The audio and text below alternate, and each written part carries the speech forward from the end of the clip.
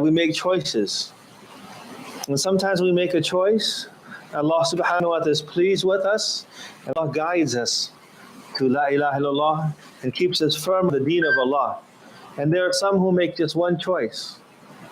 They make a mistake. Iblis, who used to worship Allah subhanahu wa ta'ala from the very beginning with the angels, his status was so high, he was with the angels themselves. Yet, when he had arrogance in his heart and refused to bow down and make sujood to Adam when Allah ordered him to do so, at that moment Allah subhanahu wa ta'ala cursed him. And that's why you have to be very careful. You never know when that moment of guidance is. And you never know when that moment of, the moment of a person straying. And that's why when a person stays on the path of Allah subhanahu wa ta'ala and tries to keep firm upon the path of Allah and works on it, Allah subhanahu wa ta'ala will continue. But it only takes one action that contradicts what we do, and Allah subhanahu wa ta'ala is the one who guides whom He pleases. إِنَّكَ لَا تَهْدِي مَنْ أَحْبَبْتَ وَلَكِنَّ اللَّهَ يَهْدِي مَنْ يَشَاءُ. Allah does not guide whom you love, O Muhammad, but He guides whomsoever He pleases. And so Allah subhanahu wa ta'ala promised the mother of Musa that he would be returned to him. How is that going to happen? She doesn't know. When she puts him into the water, into the sea, and the basket is taken away from her, she's very concerned and she doesn't know. But she puts her trust in Allah subhanahu wa ta'ala. And Allah subhanahu wa ta'ala will find a way, and Allah subhanahu wa ta'ala will make it so that the baby will return to her, whether the people like it or not. So when the decree of Allah subhanahu wa ta'ala, when the promise of Allah is given, you know that Allah subhanahu wa ta'ala will make it happen. And so the baby now is in the palace. Prophet Musa alayhi salam is a baby. He is in the palace of Fir'aun. The palace of Fir'aun, one of the most treacherous, most evil of those who have ever walked on the face of this earth. I mean, who's more evil than someone who doesn't care about babies being slaughtered? Every baby of Bani Israel is being slaughtered in front of their mothers. What kind of heart do you have? Is there an ounce of mercy in a person's heart that can allow something like that to happen? Not only allow it, order something like that to happen? That is Fir'aun. But even though he was in that particular, he was who he was, Allah subhanahu wa ta'ala still sent him again. Prophet Musa will come back. And what is he going to do? He's going to call him to Islam. Call him to La ilaha illallah in the end. So Prophet Musa alayhi salam now is in the palace. Who is he going to see? This is the amazing story. Some of the best stories. نَحْنُ نَقُصُّ عَلَيْكَ أَحْسَنَ الْقَصَصِ. We relate to you the best of stories. And so the best of stories are that which is very, very, very ironic, or it has a lot of facts that, unexpected things that happen. Like this is a person. This is why he wanted to kill all the babies to start with. But Allah subhanahu wa ta'ala wanted to show people that no matter what you try to do, no matter how you do it, if Allah is going to decree it, you will not be able to kill that baby that you wanted to kill to start with. You kill everybody else, but that one baby, not only will you not be able to kill the baby, that your destruction will be in his hands as a result of, he will be your enemy, right? He's going to be your enemy. He's the enemy of Allah and his enemy also. He not only that he will raise his own enemy in his own palace, eating his own food, taking care of him, nurturing him, protecting him. What you want to do? You want to kill all the babies. No mercy at all whatsoever. But which baby is the one that's going to live under your care, under your protection, under your nurturing.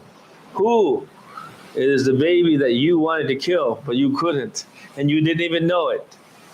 And that's why the decree of Allah subhanahu wa ta'ala, this is to teach us, you put your trust in Allah. You put your trust in Allah, and Allah subhanahu wa ta'ala will protect you. You put your trust in Allah and know that Allah, inna Allah balighu amri. Allah is the one who fulfills all His affairs and His orders. If He wants something to happen, إِنَّمَا يَقُولُ لَهُ كُن فَيَكُونَ. All He has to do is say, and it is. And Allah subhanahu wa ta'ala, He's very subtle in the things that happen. Very subtle. Allah subhanahu wa ta'ala, one of His names is Al-Latif. Allah subhanahu wa ta'ala, He is very subtle. What is subtle? Subtle is gentle, and yet at the same time also, He is the one who takes care of things, and things will happen without you even realizing it. There are so many things that happen to you. That's why you put your trust in Allah.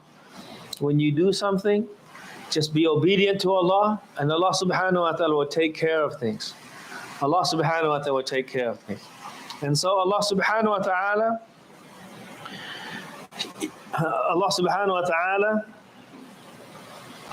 made it so that he grew up in that palace.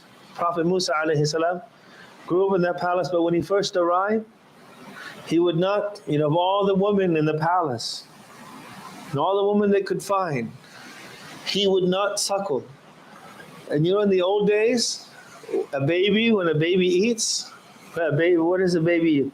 The only thing that nourishes the baby before that baby eats is what? The only thing is the breast milk. If it doesn't get the nutrients, nourishment, and food from the breast milk, from that, then there's no other option. Like nowadays, what do you have? You have like formula milk. You have all kinds, right? You can just give the baby, and the baby sucking just like it. He thinks it's just that's the way that he's eating and nourishing himself is the way Allah created it. And so we have a bottle that is made just like it's the mother, and so he can drink from it. But in the old days, what do you have? They didn't have anything. You can't just pour it in, he's going to choke. The baby is not used to eating. The baby doesn't know how to drink. Even the only thing that it knows how to do is, breastfeed to nourish himself from the mother, and that's the only way. And so he refuses to do so. And of course, who's worried right now? Who's worried? There are two people who are extremely worried. Two people one is the mother of Musa alayhi salam. She's worried. She doesn't know where her son is. And then she also, of course, the queen is worried now. She loves this baby. The baby, this wonderful baby, has almost just like been gifted to her. And she loves, Allah subhanahu wa ta'ala put the love of Prophet Musa in her heart. And when he's not eating, she's a little bit worried. And so لم يقبل هديها حتى أشفقت عليه امرأة فرعون, that she was worried and concerned because if he's not going to eat, he's not going to take any of the milk, then he's going to die. So he's worried about the health and survival of this baby. She doesn't know why, but this baby for some reason will not suckle from anyone. And so she was very, very sad. The queen, of course, Asya, was very, very sad. And afterwards, now the people who, because she's a queen, of course, she can order people. And she's asking, we have a problem in We have a problem in the household, in the palace. She's telling the people in the marketplace, or she's ordering somebody to go out and look in order to see who is there. Is there anyone who knows of, in the old days, sometimes the mother dies because of childbirth. And it was something that was much more common than now. Somebody gives birth and they die because of childbirth. And then the baby survives. Who takes care of that baby? Who suckles that baby? Who sometimes they have to hire people. Because not everyone has milk. Right? So you have to have someone who has just given birth. And also now you have another problem, right? You can't find people who are breastfeeding. And also amongst Bani Israel, of course, it's very, very difficult because the babies are being killed also, right? And so most people are like to think they don't want to have babies in this year, maybe next year. So people are trying, but sometimes it's very difficult to find someone to suckle the baby, and so they go to the marketplace and they're asking, and Allah subhanahu wa ta'ala tells us, Allah subhanahu wa ta'ala mentions the way that Allah subhanahu wa ta'ala, the way that Prophet Musa's mother is able to return or to have him back. Of course, she's extremely worried. She doesn't know if he's alive or not. And then the news comes. News comes from who? Allah subhanahu wa ta'ala tells us in Surah Taha. And Allah subhanahu wa ta'ala says, إذ تمشي أختك فتقول هل أدلكم على من يكفله. And so إذ تمشي أختك, and remember when your sister was in the marketplace, right? She's there, and of course now there's an announcement from the palace, like who's going to take care of this baby, and who knows of a woman that can this baby is not normal. We need a very, very special person who all babies, because there are some people who are who do this, they have breast milk, right? Believe it or not, before, and if you continue to breastfeed, even though your children are old, does the breast milk end? Even if your baby stops, if you continue to breastfeed other babies, you will continue to produce the milk, right? You will continue to produce the milk. And so in the old days, they had some women who had babies long time ago, right? And so, but they're almost like their job, some of the wealthy people, right? They would hire these people. Hey, can you feed my children? Take care and breastfeed my children for me. And they would not have any children. It's been years, but if they don't, the amazing thing is the body, Allah, the way Allah created us, created women. If they continue to breastfeed, they will continue to have milk, and they will continue to produce milk. As soon as they stop, then it stops also. It doesn't continue. Like Allah subhanahu wa ta'ala, we don't control that. We don't say, okay, there's a switch, let me turn it on, let me turn it off.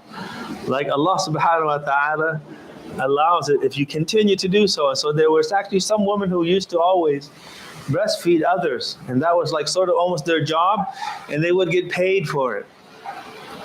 They would get paid for it. You know how you have sometimes maids, you have people who take care. If you're going to take care of a baby and that baby doesn't eat, you better be able to feed the baby. So if you're able to do that, you have more people coming. Let's say they're traveling, or the mother passed away, or in the community there's a baby that that needs to be taken care of, and someone needs to breastfeed the baby. Then sometimes they hire them, and so that was what used to happen in the old days. And so his sister, Prophet Musa alayhi salam's sister, is in the marketplace, and the announcement is made, and she says, I know someone who no babies will reject. And Allah subhanahu wa ta'ala says, فَرَجَعْنَاكَ إِلَى أُمِّكَ فَرَجَعْنَاكَ إِلَى أُمِّكَ, and we returned you to your mother, كَيْ تَقَرَّ عَيْنُهَا وَلَا تَحْزَنْ, so that she could again be in a state of peace and happiness and not be concerned and sad. And so Allah subhanahu wa ta'ala mentions that this was also, of course, this was وَفَتَنَّاكَ فُتُونًا, and after this, of course, the trials and tribulations that happened during the time of Prophet Musa alayhi salam was continuous, and this is what we're talking about. And so فَأَصْبَحَتْ أُمُّ مُوسَى وَالِهَةً. I mean, the mother of Prophet Musa, of course, was very, very concerned. And how did his sister end up finding? Because the mother, his mother, Prophet Musa's mother, says, go see, go look for him. Go see, maybe you find somebody picked him up or something. I just want news about it. Of course, she put it in hopes that that somebody will find. In hopes that she was ordered to do this, and so she did it, not knowing what's going to happen to him. And so his sister, the mother sends her daughter to look for Prophet Musa alayhi salam, the brother. And so she says, "Hal tasma'ina lahu dhikra?" Like, do you go and see if you can see if anybody's mentioned anything about it in the town, in the city, because sometimes when you find a baby, people are going to talk about it, right? People are going to talk about it. Ahayyun ibni am qad akalathu ad-dawab. So is my baby still alive, or have the beasts and the animals eaten him already? And the Prophet ﷺ, and actually here Abdullah ibn Abbas radiallahu anhu mentions, he said, وَنَسْيَتْ مَا كَانَ اللَّهُ وَعَدَهَا فِيهِ. And so she forgot what Allah subhanahu wa ta'ala had promised her. What did Allah subhanahu wa ta'ala promise her? That you will get the baby back. The baby will come. You don't worry. You will get the baby back. And so sometimes here, and we have this hadith, right? And when Abdullah ibn Abbas narrates something, there are certain things that can only be taken from the Prophet sallallahu alaihi wasallam, right? And there are certain things that sometimes they can be taken from Bani Israeliyat. But one of the things that we learn is that the shaitan makes you forget. The shaitan makes you forget the promise of Allah. And so that's why we have to remind each other. Everybody knows. Right? Everyone knows that when you give for the sake of Allah, Allah gives back to you. Everybody knows that when you do good, inshallah, Allah subhanahu wa ta'ala will reward you greatly. We know that. But sometimes we need to be reminded because we forget. We need to be reminded. So even Prophet Musa's mother, she forgot. And so but listen to what she did. She still, of course, she kept on going. And the thing that she forgot was when she says, ahayyun ibni am qad akalathu ad-dawab. Like, I don't know if my son died. She forgot. What was the promise? That he won't die. He's not going to die. And so this was also in the story of Prophet Yusuf alayhi salam, when Allah subhanahu wa ta'ala promised Yusuf, promised his mother, his father. His father, of course, again, the story of Prophet Yusuf, again, is an amazing story. What did Allah subhanahu wa ta'ala promise Prophet Yaqub alayhi salam? Allah subhanahu wa ta'ala promised Prophet Yaqub alayhi salam that he would be united again with his son. How did Allah subhanahu wa ta'ala, how did he know? Or how, from what?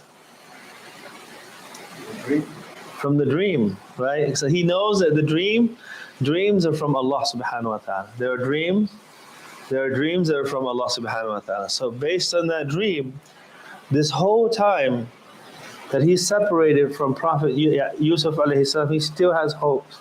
He never gave up hope. He never gave up hope. And that's why when Prophet Yusuf alayhi salam came back, right, remember at the end he says, Ya bani idhabu fatahassasu min Yusuf. So, oh my children, go look for Yusuf. Go look for Yusuf. There's a correlation also. Yusuf, who came from where? Yusuf, the one who came as a young boy to Egypt. His father was also looking for him, looking for anything. But at the end, he says, Ya bani adhabu fatahassasu min Yusuf. And this is like many years later. We're not talking about the same week or same few days as in the story of Prophet Musa. Many years later, Ya bani adhabu fatahassasu min Yusuf wa akhihi wa la tayasu min rawhillah. Do not lose hope in the comforting mercy of Allah. إِنَّهُ لَا يَيَأْسُ مِنْ رَوْحِ اللَّهِ إِلَّا الْقَوْمُ الْكَافِرُونَ. Nobody loses hope in the comforting mercy of Allah subhanahu wa ta'ala except for disbelievers. And so Allah subhanahu wa ta'ala, He promised Prophet Yaqub.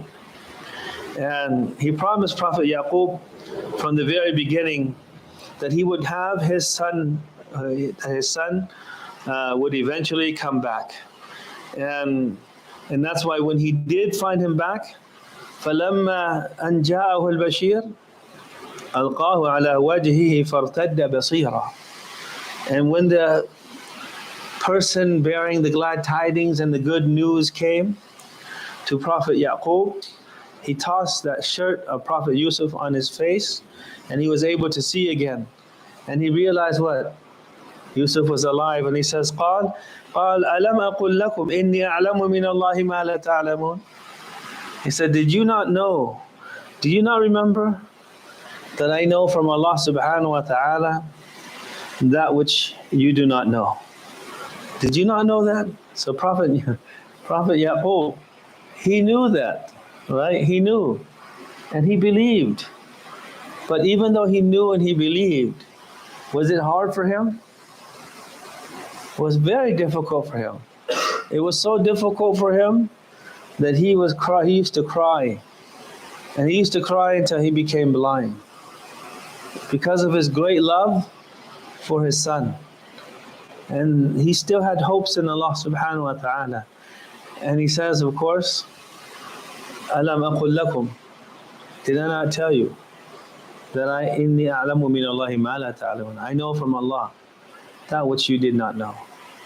The glad tidings were from the beginning. Prophet and the mother of Prophet Musa alayhi salam was given the glad tidings. Yeah, you will get back. We will return him to you. And so sometimes it's not wrong. We know what Allah subhanahu wa ta'ala promises us. Being patient, but it's not easy. It's not easy. It's still difficult. We know that if someone passes away, if our child passes away, and we're patient, Allah will give us Jannah. But is it easy? It's not easy, because we're humans. We become sad over things that happen. And that's why when we lose things in this world, sometimes the biggest problem isn't always the problem. The biggest problem is us thinking that the problem is bigger than what it really is. Sometimes, but the thing, it's okay. It's okay to cry. It's okay to let out your emotions. It's normal. It's okay to, even when things happen to you, it's okay to be angry, but you don't show that anger. You don't put it into action. Even though when the Prophet ﷺ said, do not get angry, do not get angry, do not get angry. It's normal for every human to be angry, but people show it differently. And that's why Allah subhanahu wa ta'ala praises, وَالْكَاظِمِينَ الْغَيْظَ. وَالْكَاظِمِينَ, those who hold back their rage. They're angry, but they control it. They don't allow it to make them do things that are displeasing to Allah. So when calamities befall upon us, we know the promise of Allah. We know the promise of Allah, but we should be patient. Meaning patience in what? Patience in holding ourselves back from doing anything that's displeasing to Allah subhanahu wa ta'ala when the calamity befalls upon us. When the calamity befalls upon us. And so, when Prophet Musa alayhi salam, when they couldn't find anyone for Prophet Musa alayhi salam, and he wouldn't suckle or breastfeed or suckle from anyone else, Allah subhanahu wa ta'ala returned him, and of course his sister, when he says, "Ana adullukum ala ahli baytin yakfulunahu lakum." He said, I know a family that will be able to take care of him. That will be able to take care of him. Which means what? What's going to happen? Where is he going to be? He's going to be returned to his mother. Like, hey, this family, you know a family that he will actually suckle? Yeah, I know a family that will take care of him. But not only that, Allah subhanahu wa ta'ala took Prophet Musa away to the palace and then brought Prophet Musa back to his mother. And you know what else? Allah subhanahu wa ta'ala forced Fir'aun to pay for it. Give her salary also. Like, you feed your own baby and you're getting paid for it. Ya Allah. Ya Allah. See how Allah subhanahu wa ta'ala is so generous? Like, you think by putting the baby into the river, that's such a great calamity. But Allah subhanahu wa ta'ala is all wise. He returns him back to his mother, and she breastfeeds him, and she gets paid to do it. Ya Allah. She gets paid to breastfeed her own son. And also, who's going to be protecting this baby? The king, or the security guards, everybody protecting him.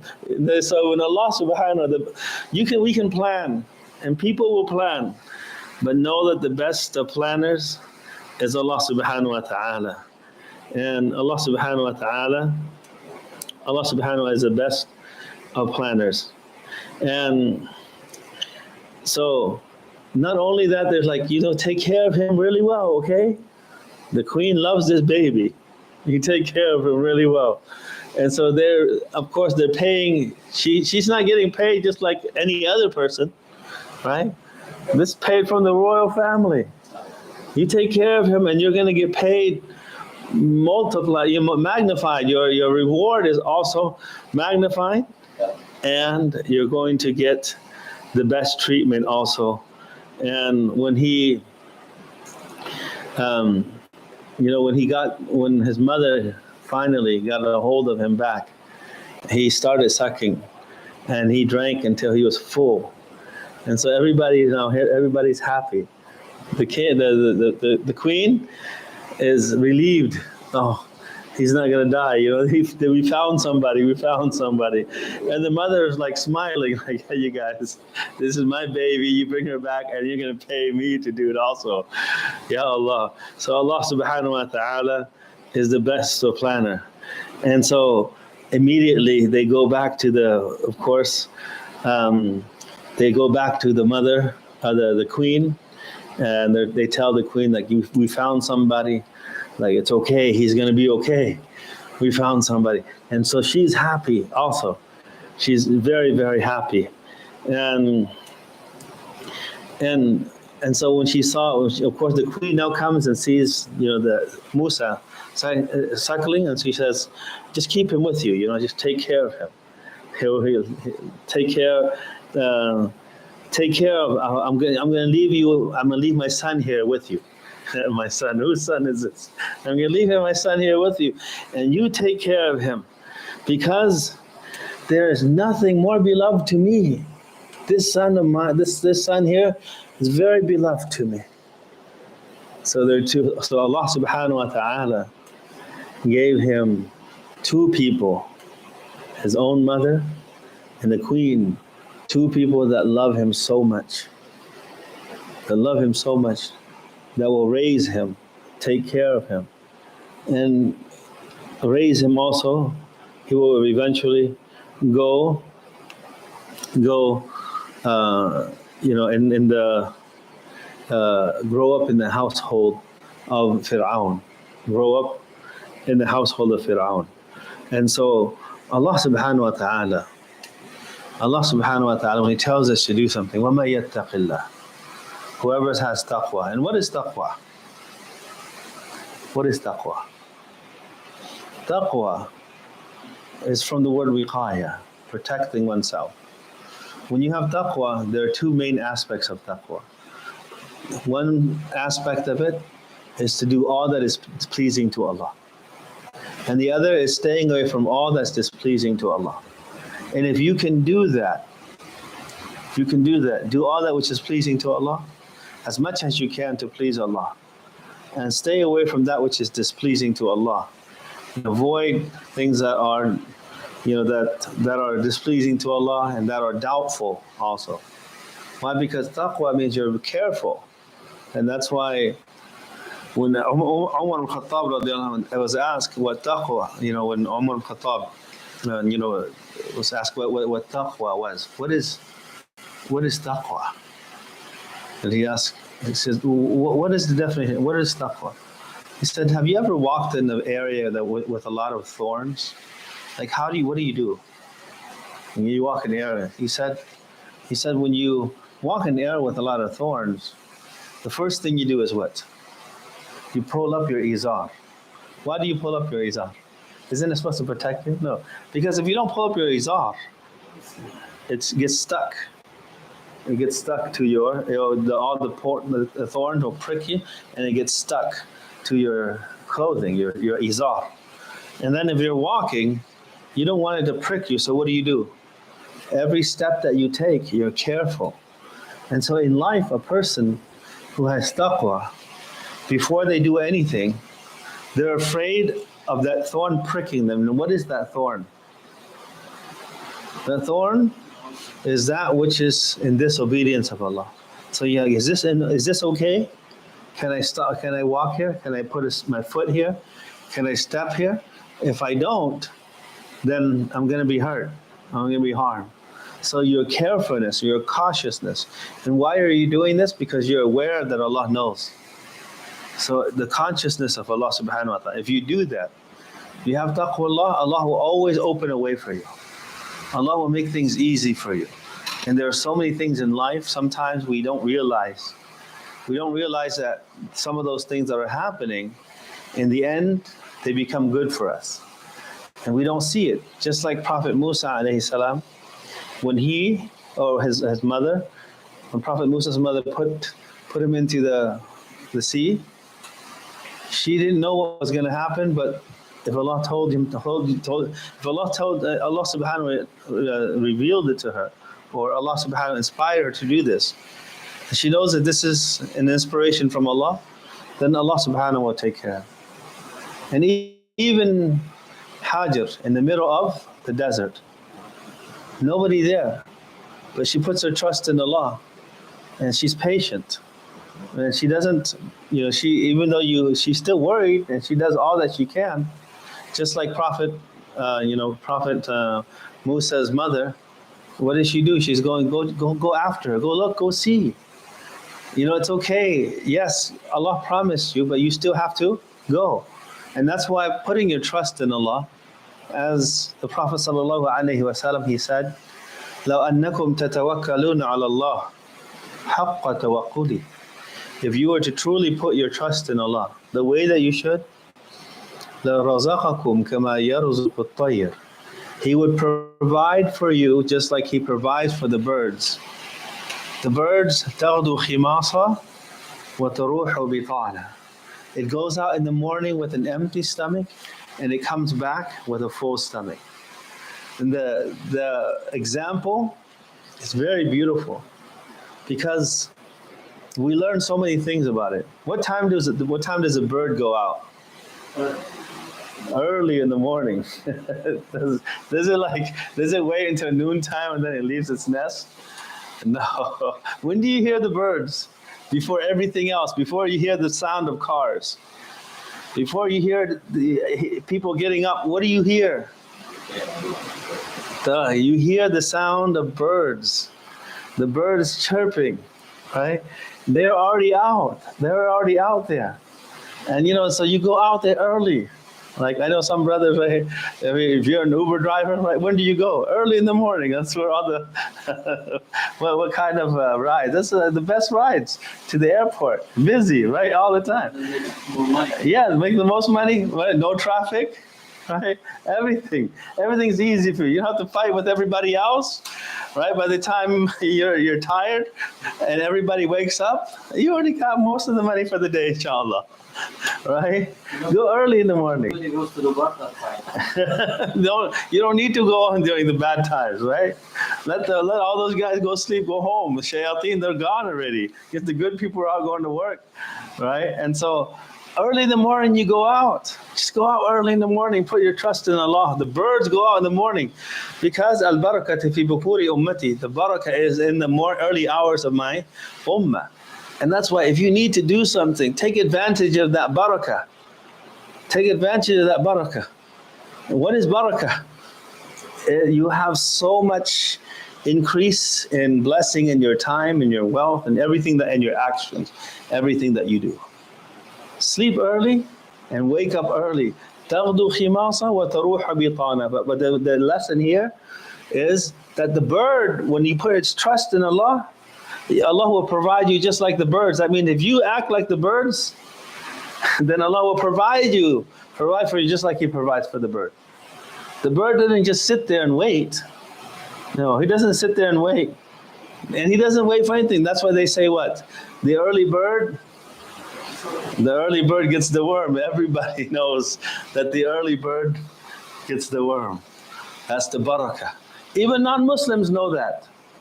Right? You go to any culture, any country, you'll see that everybody tells you that, if you want to be successful, wake up early in the morning. And whether it's the sunnah of Allah. And if you read about these billionaires, the super wealthy people, do you know what time they wake up? They wake up really early. And Allah subhanahu wa ta'ala gave us a deen that guides us to waking up early.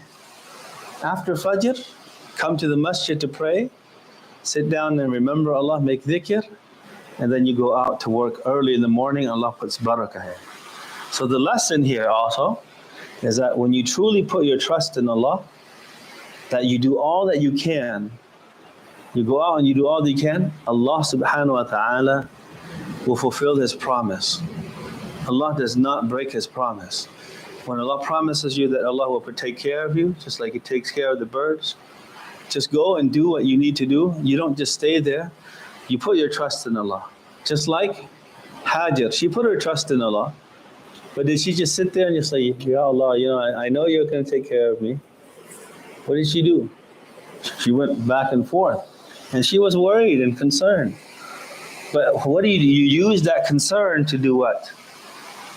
Now you might say, why does a believer have to be worried then? You don't have to worry. No. It's normal for a person to worry, but use that in a good way. So when you're worried, what do you do? Who do you turn to? Turn to Allah. When you're worried, what do? You increase your prayers. When you're worried, what do you do? You make dhikr and you remember Allah subhanahu wa ta'ala. And so the believer isn't someone who never worries and never is sad, no. But when sadness befalls upon them, they turn to Allah subhanahu wa ta'ala. They turn to Allah subhanahu wa ta'ala. And that's why He says, I use Prophet Yaqub says, قُلْ إِنَّمَا أَشْكُو بَثِّي وَحُزْنِي إِلَى اللَّهِ. So his children and his grandchildren, they're saying, why are you doing all that? Why are you torturing yourself in such a way? As if to say that, right? And then he says, فَتَوَلَّ عَنْهُمْ وَقَالَ يَا أَسَفَ عَلَى يُوسُف. He still remembers Yusuf, his love for Yusuf. And he cries. He's crying until his eyes become white, meaning he becomes blind. And his children, they are very, very compassionate towards him, his grandchildren, his family. And he's saying this, and he's not saying it to them. Is he complaining to them? No. فَتَوَلَّ عَنْهُمْ. He turns away from them. And who is he addressing? Allah subhanahu wa ta'ala. قُلْ إِنَّمَا أَشْكُو بَثِّي وَحُزْنِي إِلَى اللَّهِ وَأَعْلَمُ مِنَ اللَّهِ مَا لَا تَعْلَمُونَ. And I know from Allah that which you do not know. Right? And I know from Allah that which you do not know. So from the progeny of Prophet Musa, of Prophet Yusuf, came Prophet Musa. And Prophet Musa also, the Prophet Muhammad, the Prophet Yusuf alayhi salam, his brothers took him. But Prophet Musa alayhi, his mother, now this is a woman, his mother. And some people might say, right, they might say some people might, the stories are amazing, it's for everybody, the Quran is so amazing, it's for everybody. In the story of Prophet Yusuf, one of the questions that people are always asking me when I teach it, they say, where's his mother? All we hear is Prophet Yaqub, all brothers, all men, all these men. Where's her brother? Where are the sisters? There's no sisters even mentioned. There's no sister here. And there's no mother that's even mentioned. Who's Prophet Yusuf's mother? Is there anything mentioned in Surah Yusuf about his mother? By name or anything like that? No. And so some of the brothers are like, where is it at? Where is it at? Why is there no mentioning? Well, let's go to the next prophet that comes after Prophet Yusuf. Prophet Musa, where's the father mentioned? Right? Where are the brothers mentioned? No, the sister here. Sister's helping out. Hey, the brother's trying to kill Yusuf. This sister's helping out. Right? And the mother is the one who's inspired. And it's not taken away from her. With her compassion, her love, the love of the mother here. And the story of Prophet Yusuf, the love of the father. Ya Allah, there's an example for everybody. Right? There's an example for everybody. Allah subhanahu wa ta'ala is all just. And so sometimes some people, they just focus on certain things. Prophet Yusuf, Prophet Yaqub, Prophet Musa, the Prophet Isa, the Prophet Muhammad sallallahu alayhi wa sallam. Each one has examples for everybody. And the Quran is so beautiful. And the stories of the Quran are so amazing. So amazing. I know we have so much more to cover in the story, inshallah. We'll continue again, actually, until we finish the hadith. And so what is this about? We're speaking about the story of Prophet Musa as told to us by Abdullah ibn Abbas radiallahu anhu. As told to us by Abdullah ibn Abbas radiallahu anhu. So inshallah we'll continue again in the next sessions that we have about the story of Prophet Musa. But I just wanted to stop. Sometimes you just tell the details, but you don't mention the lessons. But there are so many lessons that we can extract from. When something has happened in our life, we can remember some of these lessons. And because these are people who Allah subhanahu wa ta'ala has mentioned in the Quran as examples for us. As examples for us on how to behave, how to be patient, how to put your trust in Allah subhanahu wa ta'ala. How do you put your trust in Allah subhanahu wa ta'ala? And what do you do? Because they're humans also, and they have feelings. They're worried, they're concerned. Sometimes they get, sometimes they're saddened by things that happen. So how did they deal with that? How did they deal? So the solution is in the Quran. All the problems that we have, the solution is in the Quran. And every time you read the Quran, you will find, inshallah, a solution to your problem. So every time you read Read it. When you hear the stories, try to extract the lessons. And sometimes Allah guides you because of this verse. Next month it's another verse. Next year it's another verse. And it's one of the amazing, the mu'jiza, the miracle of the Quran. The way, the order that it's put, and the way it's put. What is in the beginning of the Quran, what is the end of the Quran. It's all by the will of Allah subhanahu wa ta'ala. And that's why you'll see some people trying to flip this and to say, they'll have a Quran with verses based on revelation. I mean, if somebody wants to do that to learn what was revealed first, it's okay. But the best place and the best order is already there. It's already there. You don't need to change that. We don't need to change that, flip this and flip that. And the best stories are the stories that Allah subhanahu wa ta'ala tells us. نحن نقص عليك أحسن القصص بما أوحينا إليك هذا القرآن وإن كنت من قبله لمن الغافلين. And we ask Allah subhanahu wa ta'ala to teach us that which benefits us and benefit us from that which has taught us. وصلى الله على نبينا محمد وعلى آله وصحبه وسلم.